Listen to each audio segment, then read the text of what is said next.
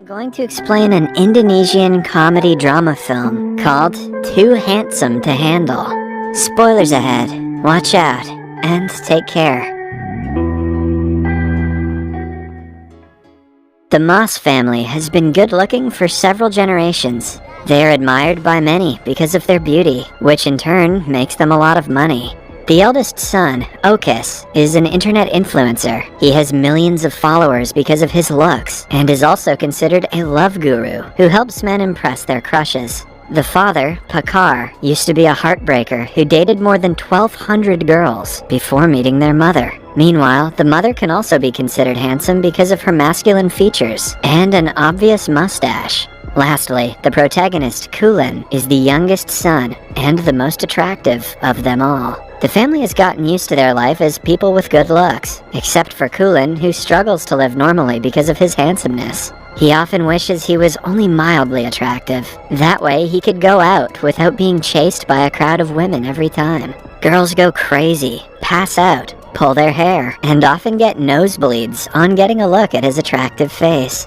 Poor Kulin. As a result, he has never had a genuine interaction with a girl. He avoids going out in public as much as possible, and has been homeschooled until now. Kulin has no friends he can talk to, other than his pet fish. He often plays cards with it, and talks to it out loud. His family watches him through a camera in worry. They want him to have a normal teenage life, and try their best to help him. Otis frequently shows him pictures of girls, trying to hook him up with someone. However, Kulin says that his type in girls is someone who doesn't like him. He wants to be seen for his personality and interest, not his face. Perhaps Kulin wants to date his fish. When nothing works out to motivate Kulin to go out, the family takes it a step further. They plan to fake financial problems and guilt him into going to school. One night, when Kulin wakes up to drink water, his parents pretend to be worried about their finances. They dramatically declare that they will only eat scrambled eggs for breakfast until they earn enough money for Kulin's homeschooling. He feels awful to be causing his parents so much trouble. The next morning, he declares that he will be going to school for the upcoming semester. The family is overjoyed until he mentions that he will only go to an all-boys school. Although they would have preferred him to be able to talk to girls, they are happy to take one step at a time. A few days later is Kulin's first day at an actual school. Otis drops him off on his bike, but Kulin doesn't take his helmet off. He plans to wear it the entire day to hide the fact that he is handsome. However, the plan backfires when the helmet grabs more attention than he intended it to. Kulin quietly sits down in the last seat, but is called out by the class bully, Sidi, and his minions. When the teacher enters the classroom, she too is surprised to see a guy with a helmet. She urges him to take it off right that instant. Although reluctant, Kulin has no way but to oblige. He slowly takes the helmet off in a dramatic way, revealing his face. That plan backfired hard. In the following scene, the teacher is being loaded into an ambulance. It turns out that she started to nosebleed and hyperventilate because of Kulin's beauty. The other kids complain to the principal that the new student is too handsome to handle. Kulin runs through the hallway to go back home, but is tripped by one of the bullies. They bring him to the school's storeroom and introduce themselves like they are Power Rangers. They are called the Tiga Tak, a group of 3 bullies led by Sidi, the principal's son. After the over-the-top introduction, they reveal that they need Kulin's help to ask a girl out for prom. The group has been in the senior year of school for the past 3 years. They refuse to graduate until Sidi goes to the prom with the most beautiful girl of the BBM school, Amanda. However, she only accepts requests from handsome men, so the group wants Kulin to deliver the promposal. They assign an innocent guy, Kibo, to help Kulin and lead the way. Kibo has also been a victim of their pranks in the past, and is obliged to do whatever the bullies say. Afterward, Kulin goes to the principal's office with Kibo to make an official complaint about bullying in school. Kibo knows what the outcome will be, but he still accompanies Kulin. The principal is troubled by his son refusing to graduate. Since Kulin's beauty gives him a chance to take Amanda to the prom, the principal wants them to do whatever the bullies say. That evening, Kulin and Kibo decide to complete the task the next day and get rid of the responsibility. Kibo is the first person who has shown kindness to Kulin, unrelated to his beauty. Although the day didn't go as planned, he is happy to have gained a friend. The next morning they go to the BBM school, where the girls smell the presence of the boys. They are strict about not allowing ugly boys to enter the school premises. Hence, when they notice Kulin wearing a helmet, the entire school asks him to take it off. In a climactic scene, Kulin takes the helmet off, and mayhem ensues among the girls. Poor Kulin. Only a few hours later, the news makes it to the television. Clips of girls crying, bleeding through their noses, getting possessed, and jumping around are being shared all around social media. Kulin starts being known as the too handsome to handle guy. The hottest student of the BBM school and model named Amanda also hears the news and is instantly smitten with Kulin. He is the first guy who matches in beauty and status with her. She immediately makes it her mission to impress him.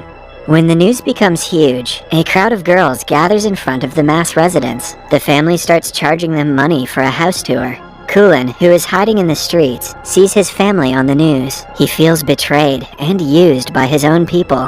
When they call him, he refuses to come home and feels even sadder when his pet fish is mishandled and killed by the tourists. He is now on the roof of a building hiding from the maniacs, chasing him in the streets. Suddenly, a girl appears behind him and inquires if he is going to jump off the roof. Kulin looks at her in shock because she doesn't bleed from her nose or pass out upon seeing him. The girl refuses to talk and simply walks away. Kulin is so nervous that he can hardly speak. The encounter makes his day a lot better. A while later, he calls Kibo, who picks him up and invites him to his home. He and his grandmother welcome Kulin to stay for as long as he wants. On walking into Kibo's room, he sees 2 rare collectible playing cards and is amazed by them. They realize that they share several common interests, and playing card collection is one of them. The following day, they visit the all-girls school to look for the girl from yesterday. While they are at it, they also meet Amanda and give her the files of the promposal sent by CD. Amanda pretends to be unimpressed by Kulin's beauty, but after he leaves, her nose bleeds profusely. Kulin sees his crush on the stairs, but the other girls surrounding him do not allow him to meet her. For the next few days, Kibo and Kulin do everything together and become best friends. One afternoon, Kibo takes Kulin to play futsal, where he frequently goes to meet his crush, Riri. After the match, Kulin notices the girl from the roof working at a shop nearby. He cannot help but stare at her. Just then, Kibo arrives and introduces Riri to him. Kulin discovers that she is also Kibo's crush, who he was talking about earlier. The two seem to be pretty close, which makes Kulin jealous. He can hardly fall asleep that night because the feeling is new and confusing to him. Then, he remembers Okus is a love guru and fixes a meeting with him. When they meet the following morning, Okus breaks down crying tears of happiness. He has been waiting for this day to give his brother advice on girls. Kulin has forgiven his family for selling him out to his fans, because if that had not happened, he would never have met Riri.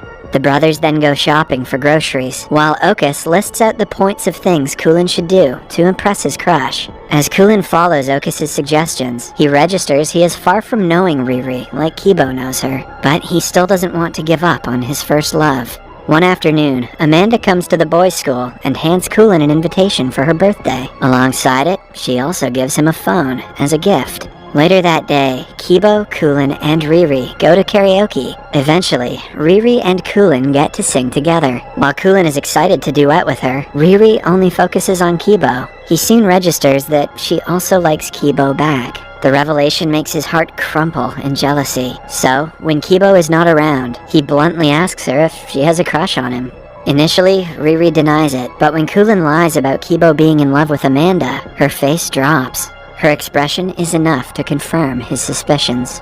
After returning home, Kulin calls Amanda and asks her for a favor. She happily agrees to do anything he says. The next day, several people gather at the venue to celebrate her birthday. When Kulin and Kibo arrive, Amanda welcomes them. Strangely enough, she seems to be more interested in Kibo than in Kulin. She even pulls him aside to talk to him in private. At the same time, Riri arrives at the party and sees Amanda kissing Kibo. Heartbroken, she runs outside. Taking advantage of her vulnerability, Kulin confesses his feelings for her. Riri thanks him, but claims that she never saw him as someone more than a friend. Even after conspiring against his only best friend, Kulin gets nothing in return. The group of bullies also see Amanda kissing Kibo, and are enraged with jealousy and anger. They beat Kibo up for it, while Kulin watches from nearby, too scared to interfere. Later, he brings Kibo home and dresses his wounds alongside his grandmother. Only after seeing him moan in pain does Kulin realize that he has made a huge mistake. The next day, Kibo gives him a legendary card from his card collection that Kulin had been wanting for a long time. Guilt-ridden, Kulin confesses to everything wrong he has done until now. Kibo is shocked and hurt by the betrayal. He claims that he would have left Riri if he knew Kulin liked her too. The words do nothing but hurt Kulin even more.